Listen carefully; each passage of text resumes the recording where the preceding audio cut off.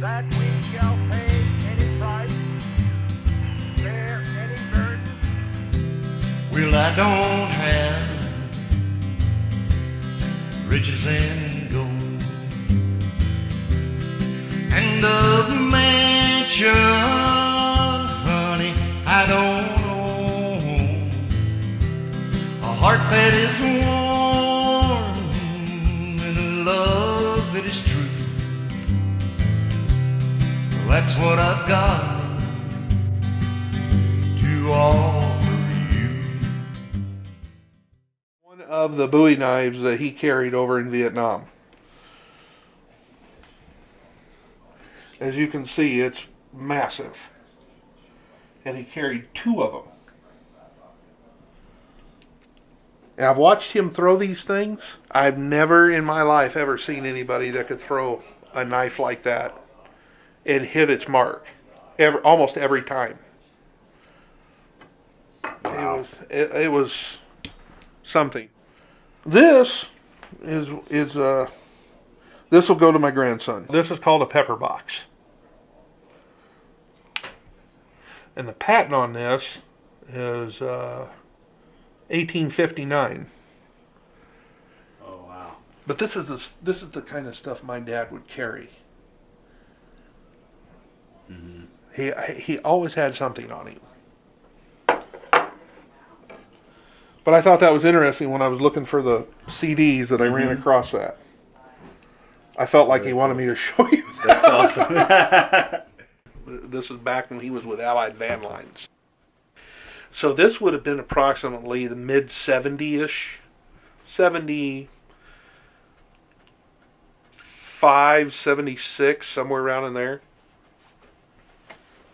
Because of my love for trucks, which I discovered when I was just a young kid, I always wanted to go with Dad. I didn't, at that point when he brought that first one home, I gotta be honest with you, I didn't care about school no more. I just wanted to get in that truck and go with my pops. Because he was my idol. He really was. Anything and everything that he did, I worshipped. And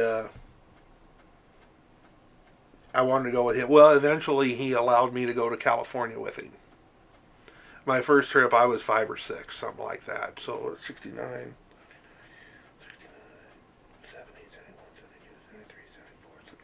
So it probably would have been about 75. Mm-hmm.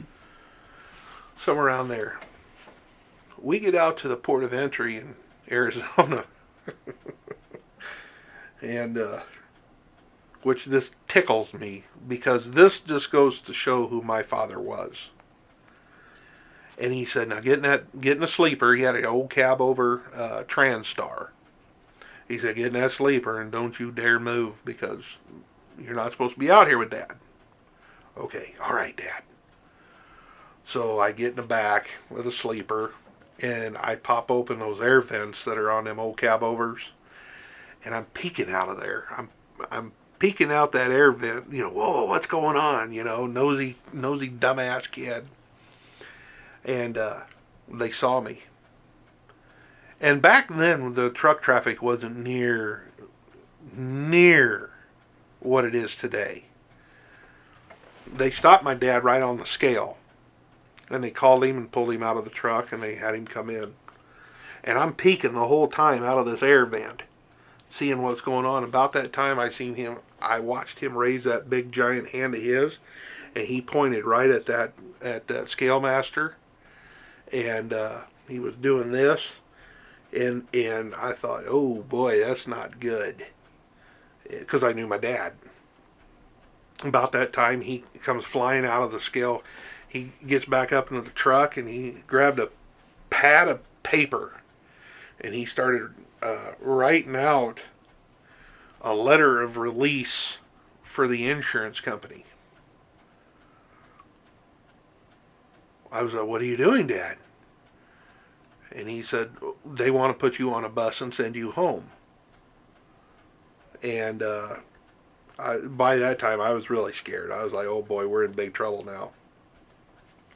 He rips that off. He signs it. He finishes writing what he was writing, signs it, rips it off of the pad, goes back in, and the big hand proceeded to point back at that guy and stuff. And he said, okay. He come back out.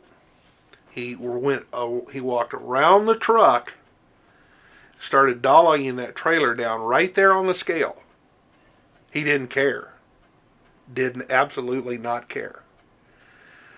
He reached over and was unhooking the air lines and the electrical line and everything, and then the last thing he was getting ready to pull before that scale master came out there and, whoa, what are you doing? And then I heard it, and then all hell broke loose.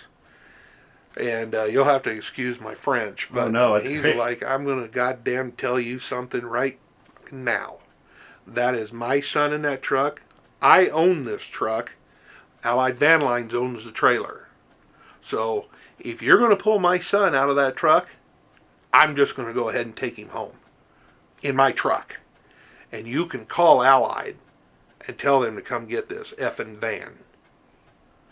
Oh, we don't have to go that far. You can proceed as will. And they let him go. But that was my dad. He could get away with that stuff. In his own way, he was...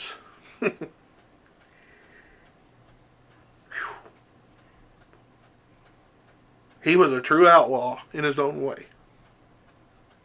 And could get away with it. But on the other side of that, though, see, his sternness and his meanness and his seriousness was all right there. But at the same time, his love for me was also right there. Because he was not going to allow some stranger whatsoever to put me on some foreign and strange bus to ship me back home. He'd just take me home himself. That was my dad. Mm-hmm.